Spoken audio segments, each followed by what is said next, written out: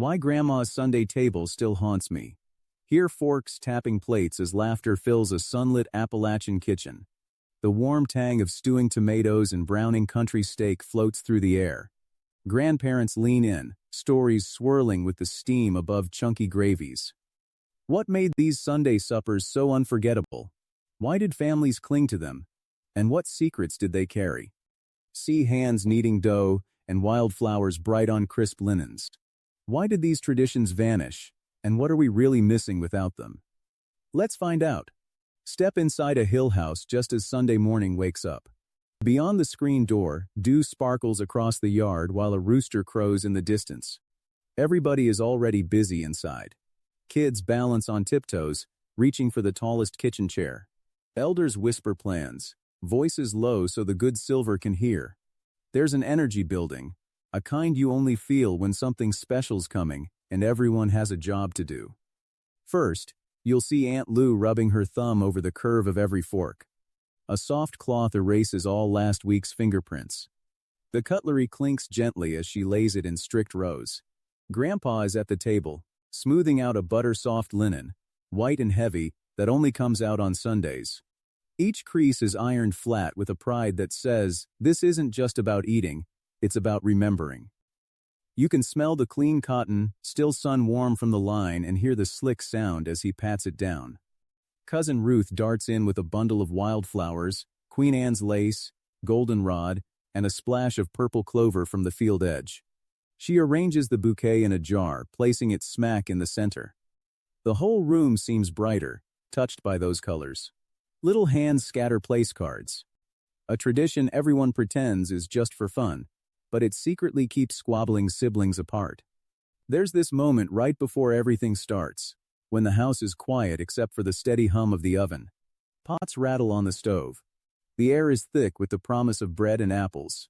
Someone shouts outside, and the back door yawns open. The call to supper isn't words, it's that wild, sweet flood of baking bread drifting out the window, pulling neighbors and cousins off porches and hammock swings. Inside, mothers and daughters move with practiced dance steps. Set the glasses. Where's the jelly spoon? Someone calls. The family spills in, harnessed by that ancient rhythm of Sunday. At every table, there's always an elder, maybe a great uncle in suspenders, or a grandmother who's kept the family roast recipe locked in her heart for 40 years. Today, it's Grandpa, carving ham with a steady hand and a gentle joke for the youngest cousin. He passes the meat down the line. The scent alone could make your stomach rumble for days. Someone shakes a napkin onto their lap. Someone else teases that the rolls are so soft they nearly float away. Laughter crumbles across the table as plates pass in circles. Before anybody takes a bite, there's a hush, a ritual so deep it creases generations. Kids duck their heads, hands tangled tight with sticky fingers and weathered palms. Sometimes, it's Grandpa praying. Sometimes, it's a different voice. Thank you for harvests, for family, and for the time to share. The words change a little every week, but the spirit stays. The soft murmur of gratitude settles in the space between everyone. You can feel shoulders relax, see harsh lines in faces smooth out. Just for that 1 second. The food waits, steam curling up with its own prayers. Somebody always tries to peek before amen, and someone else nudges them under the table. It's all part of the dance. A jug of sweet tea sweats in the middle, soaking a circle into the cloth. Mason jars of lemonade sparkle next to chipped mugs for coffee. It isn't fancy, but it's right. You can taste anticipation in the air. Heirlooms make their appearance.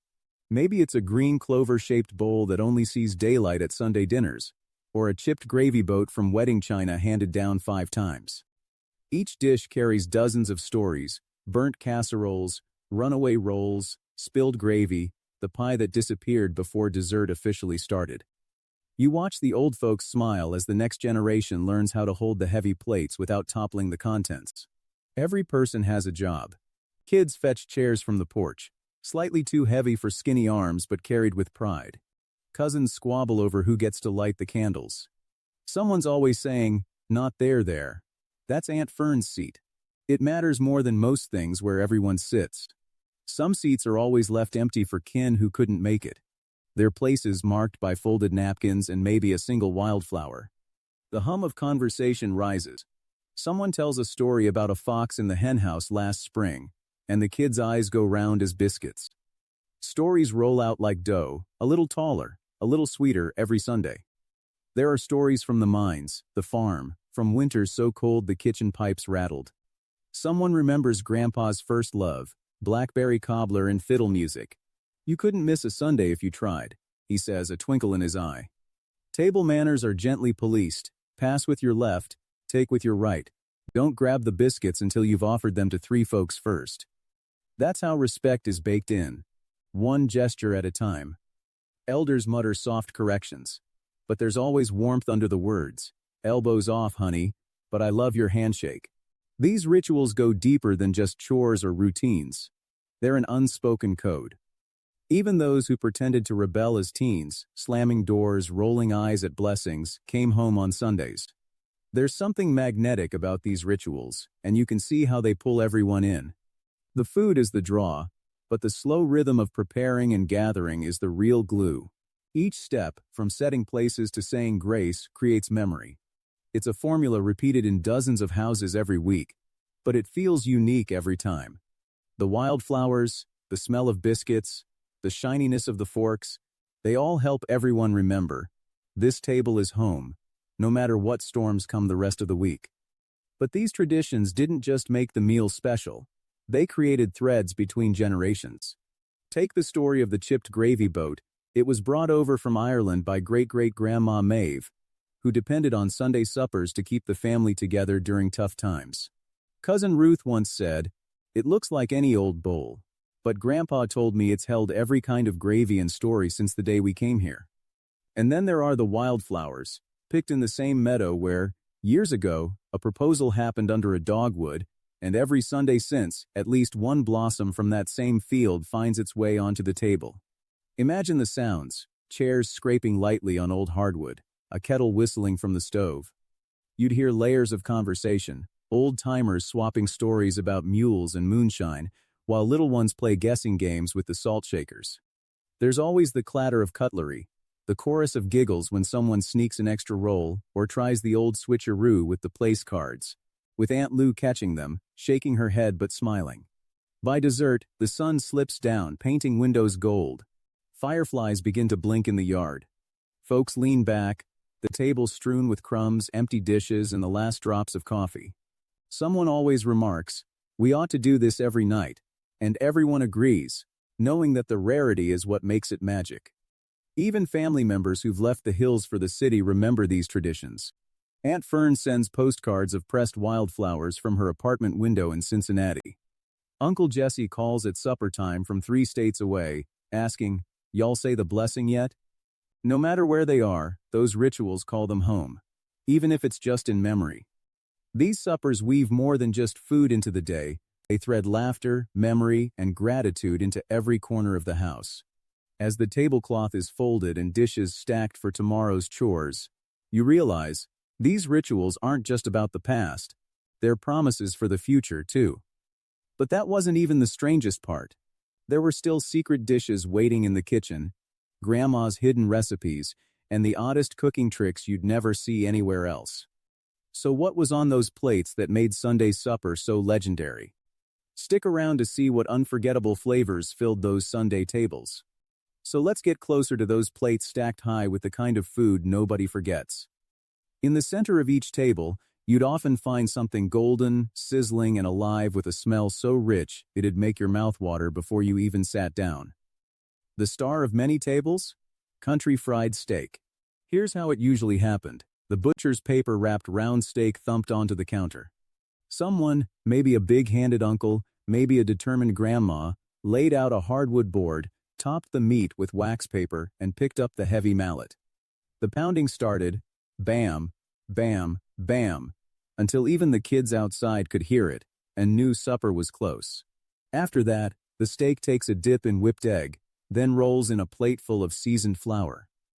Even the little ones pitch in, dusting extra flour over every nook until the floor's white as snow.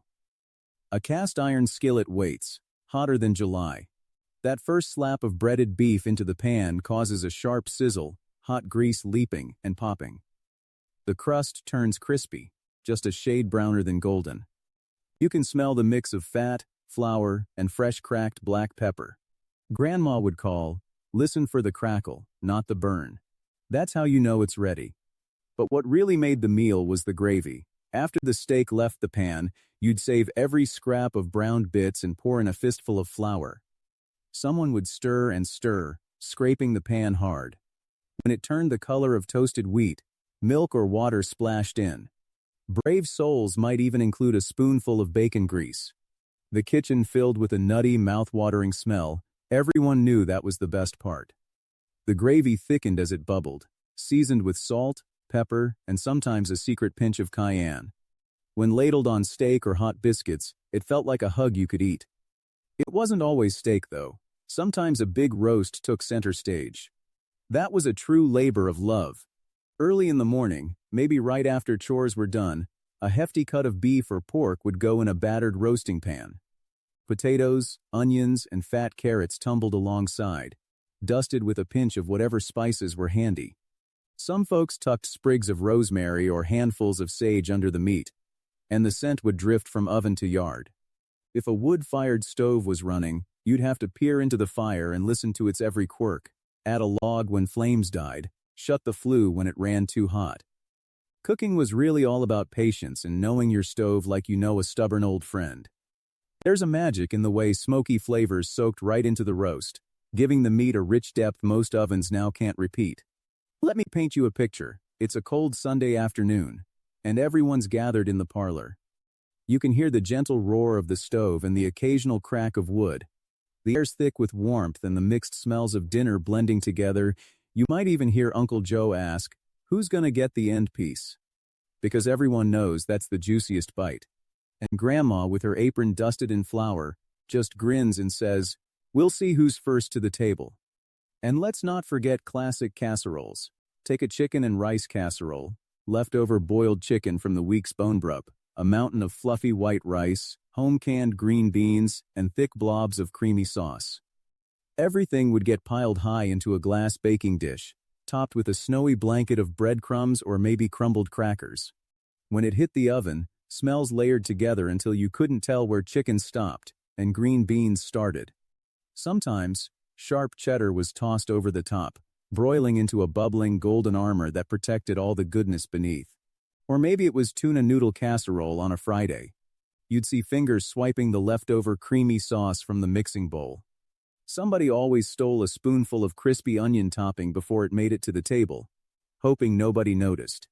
And when that dish came bubbling out of the oven, all golden on top and steaming in the middle, it didn't matter how simple the ingredients were. What mattered was how it felt, warming you from the inside, sticking to your ribs on a rainy night. There was the occasional chicken and dumplings, the kind so loaded with tender meat and soft, doughy dumplings that it felt like eating a cloud. The broth shimmered gold in the light, and every spoonful made you slower, fuller, and happier. Little kids would go searching for the biggest dumpling, poking around in the pot as soon as the ladle came out. Sometimes the steam would fog up the kitchen windows, making the whole room look soft and safe. Every main dish had its own flavor layers. The best cooks added bacon ends, or bits of salt pork to their greens, tucked a knob of butter under a roasting chicken's skin, or crushed black pepper over nearly every surface. Even seemingly simple dishes, like baked ham, were transformed with molasses glazes, whole cloves, or a splash of fresh apple cider. But to really understand how these dishes came together, you had to watch the people in the kitchen.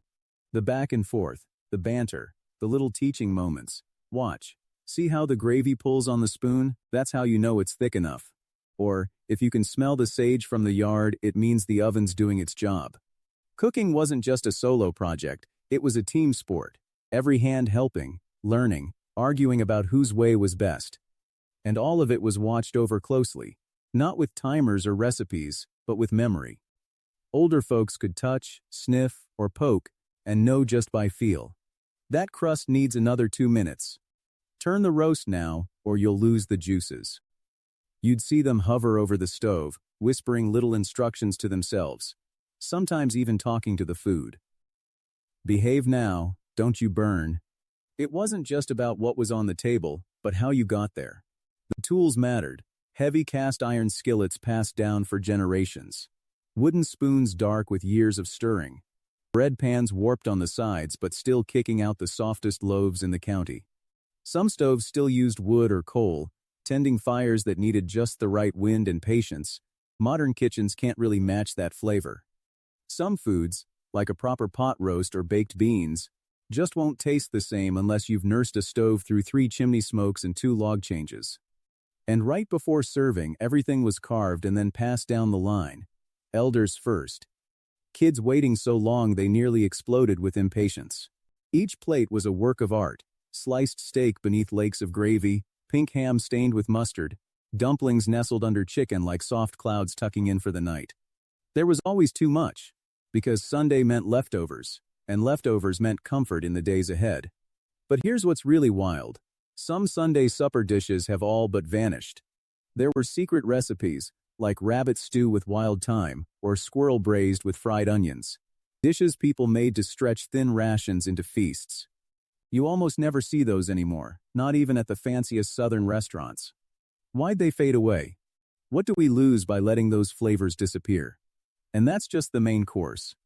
You still have to see the colors and tang of the sides, those bowls of pickles, beans, and biscuits that made every table complete. So, what made the fixins just as legendary as the main dishes? Now, if you think the main dishes were special, just wait till you see the sides lining the table. A real Appalachian Sunday wasn't done unless the tabletop was bursting with bowls. Each one offering up its own bite of sunshine, history, and pure love. Let's start where all good fixins start. The garden. Out back, neat rows of green beans, bushy tomatoes, and tall golden corn stand in the bright summer sun. You can hear the hum of bees, the clack of a hoe slicing weeds, and the soft chatter of family members bent low, big straw hats casting shade. Early in the day, hands pick beans bright with dew, snap, snap, dropped into metal pails. Tomatoes, heavy and firm, stain your hands with the scent of summer. Kids help pull cobs from their jackets of silk, peeling back the green to find yellow kernels underneath. It's not a chore, but a race. Who can fill their basket first? Who spots the biggest, juiciest tomato? The veggies travel just steps to the kitchen, still warm from the sun. Once inside, the art of biscuits begins. Flour puffs into the air, soft as snow. Cold butters cut in, tiny pieces melting just a little from the heat of busy fingers. Buttermilk glugs out of a big jug as a metal spoon clangs against a mixing bowl. Nobody's using a stand mixer, it's all muscle and intuition. Dough forms, sticky and alive, then hits the countertop for a quick, gentle knead. Rolling pins glide, pressing out perfect rounds. Kids press tin cutters, twisting, and peel cups of dough free. Into the oven they go, where heat and patience work their magic. You can actually hear the pop and crackle as the top crusts go golden. The smell pulls folks beneath the lintel.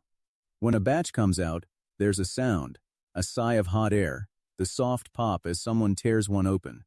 Steam billows. Inside, the biscuits fluffy and light, the outside kissed crisp. You can almost taste the homemade peach jam or the way a pat of butter slides off the top and shimmers down the side. Then there's chow chow, a true mountain specialty. It's got a tang that wakes you up. Cabbage, onions, peppers, and sometimes green tomatoes, chopped and stirred with sugar and vinegar until all the rough flavors soften into a bright, happy mess. It packs a tartness that pairs with everything. Pile it on beans, dollop it on pork, or spoon it beside greens. Pickled vegetables fill up glass jars, their colors glowing behind the pantry door. Pop open the lid, and the scent smacks you, sharp, green, with a hint of garlic and pepper. Don't skip the garden beans, fat snaps boiled with bits of bacon, or maybe cooked with a ham bone, salty, savory, and carrying the memory of summers past.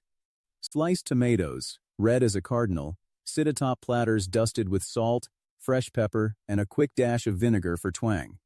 Corn on the cob is boiled or grilled, then slathered in butter and watched closely while it melts in glossy rivers down each side. It's sweet, juicy, with a crunch that says August and family. Sometimes you'll see fried okra, coins dipped in cornmeal, crackling up in a black skillet.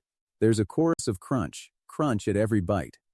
Collard greens come slicked with pot liquor and a punch of vinegar, so deep green they almost look black. Maybe you'll get a scoop of creamy coleslaw, cold and sharp, or fried apples glistening beside savory stuffings. Jars of jam line the counter, fig, strawberry, grape muscadine, spread on biscuits so rich and thick they pull apart in sticky strings. There's cornbread, possibly baked in a skillet, the bottom dark gold, the edges crisp, with a cake-like slightly sweet heart. Serving was always a ritual. A sprinkle of coarse salt, a swirl of butter, a tiny sprig of fresh thyme or parsley picked right from a pot on the windowsill. These little flourishes made everything taste brighter and feel fancier, even when the food was humble. Folks argued about the best way to serve. Some liked big rough chunks of pickle with their beans, others swore by a slick of honey on their biscuit. The table was a place for friendly competition and old jokes. Get me the biggest tomato slice or I'll tell Grandma you left a weed in the bean row, someone would tease. The spread was always built for seconds and thirds. There was pride in abundance. Take more, we've got plenty. Echoed around, and nobody dared say no twice. Being full wasn't half as important as feeling welcomed and loved. Even the process of passing food had its own unspoken rules. Dishes moved clockwise, serving spoons kept in the bowl. Kids watched elders closely. You never took more than your share, but you always offered leftovers to the next person down the line. Don't hog the butter, Grandpa warned, but with a wink. You could sense the history in every movement, every lifted bowl, every sticky-fingered pass. Natural light spilled across the table, shining on ripe red tomatoes, jade beans, golden bread, and rainbow jars of preserves.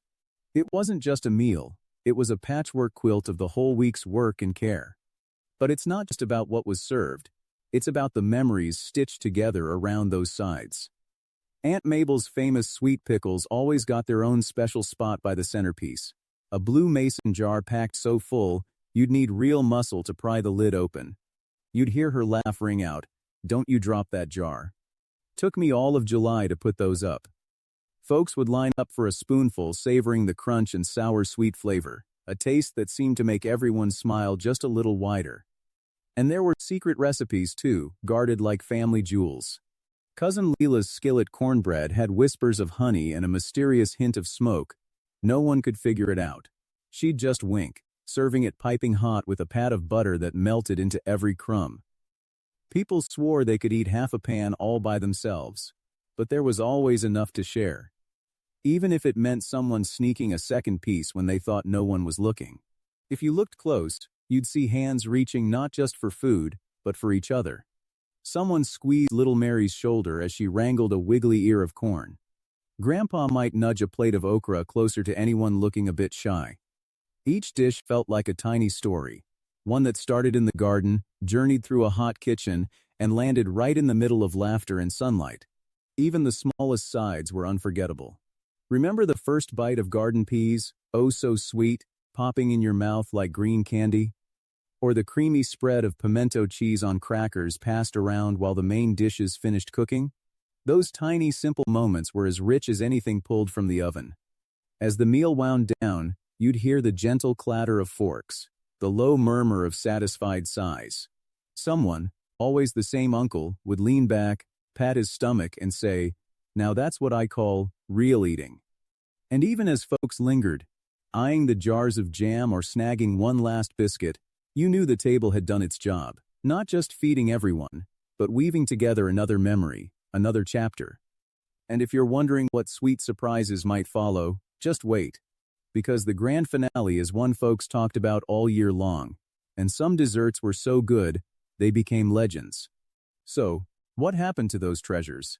And why do they feel so rare now? Let's turn the page and find out. If you thought the main course and the sides were unforgettable, wait till you meet the desserts. Back then, Sunday sweets weren't just a course, they were the grand finale, the last story told before everyone got up from the table. No matter how full you got, there was always room for dessert, even if just a taste or a lick of icing off a spoon.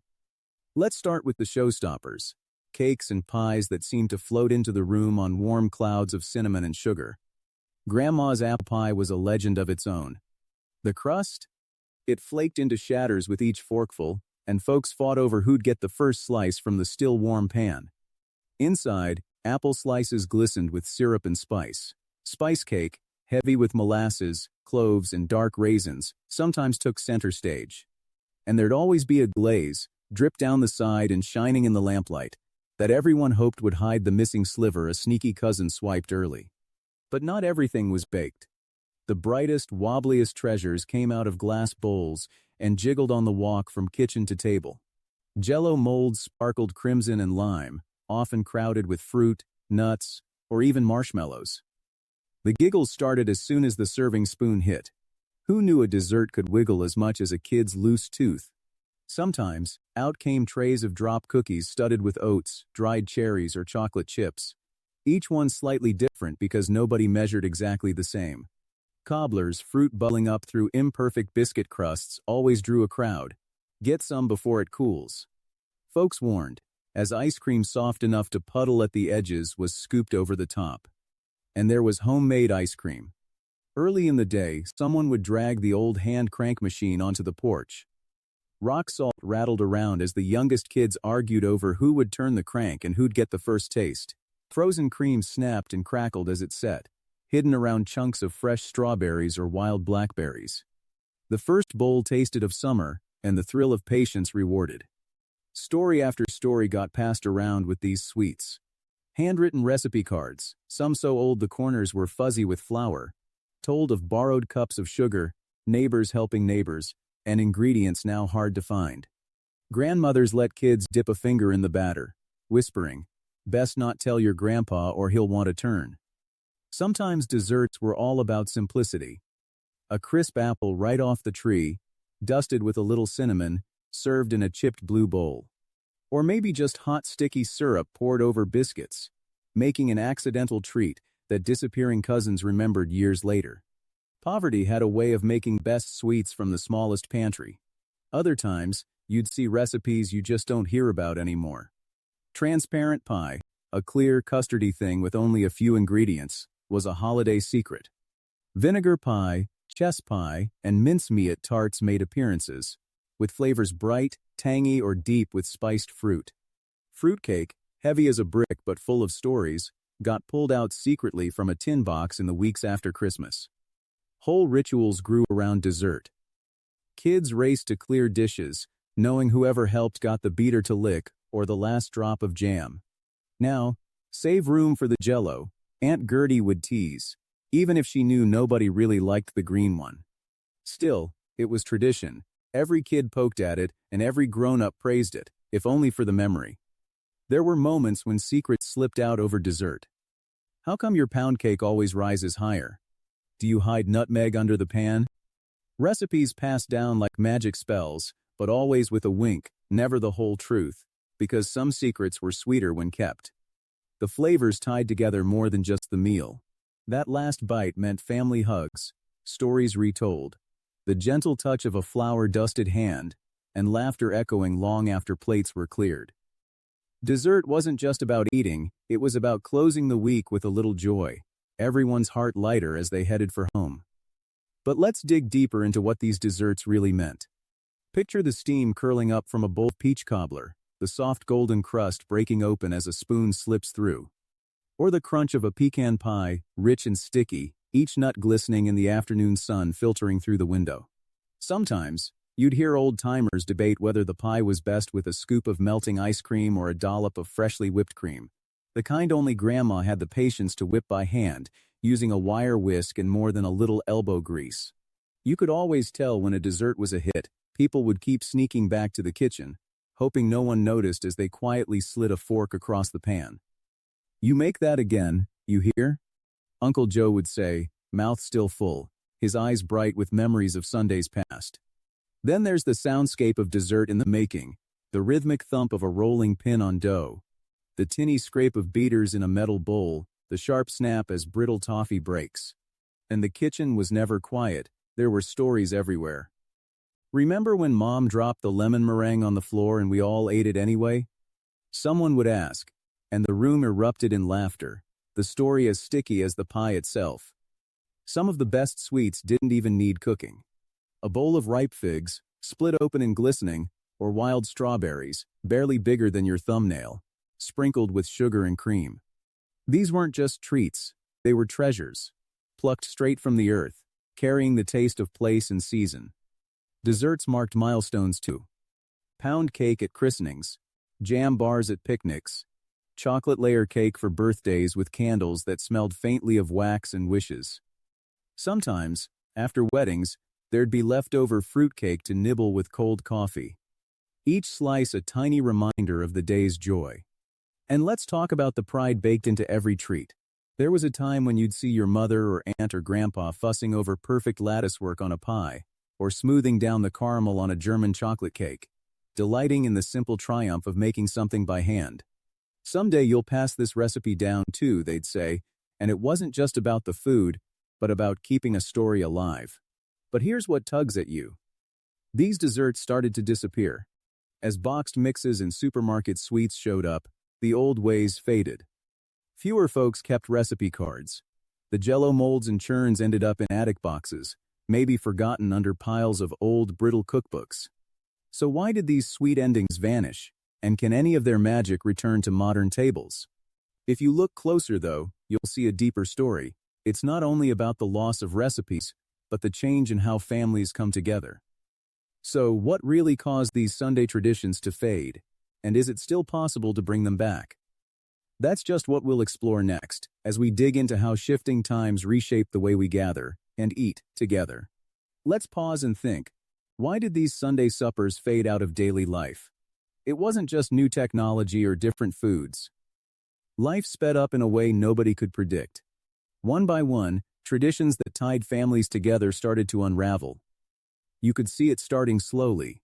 Maybe the first signs were small, a TV dinner instead of setting the table, or grabbing takeout after a long work week. Parents worked longer hours. Kids got busier with after-school clubs, sports, and homework. Even when everyone made it home, it felt easier to eat alone or on the run than to organize a big, noisy meal with all the rituals. Some families moved far from their old neighborhoods. Grandparents who kept the traditions either passed away or ended up living too far to visit every Sunday. Without their gentle reminders and well-worn recipes, younger folks weren't sure where to begin. The connections frayed, not on purpose, just bit by bit, until sitting for hours at a shared table sounded like something from a fairy tale. Restaurants and fast food chains popped up everywhere, offering speed and variety that seemed exciting at first. It made gatherings seem less urgent. If you could buy a whole roast or a pie at the store, why take hours to make it at home? Supermarkets lined their shelves with ready-made foods. Jell-O dessert, once so special, now sat alongside hundreds of choices in shiny plastic wrappers. And it wasn't just the food. The rituals, the wildflower bouquets, stories swapped over seconds, the hush of prayer started to vanish too. Family suppers became quieter or disappeared altogether. Without the old recipes and shared chores, even birthdays and holidays began to lose their glow. It's easy to think these changes can't be reversed, but that's not true. Tiny intentional steps can breathe life back into even the busiest week. You don't have to own fine linen or find a wood stove. Start with a single night, any night, where phones and screens get tucked away and folks sit down together, even if it's just for a half hour.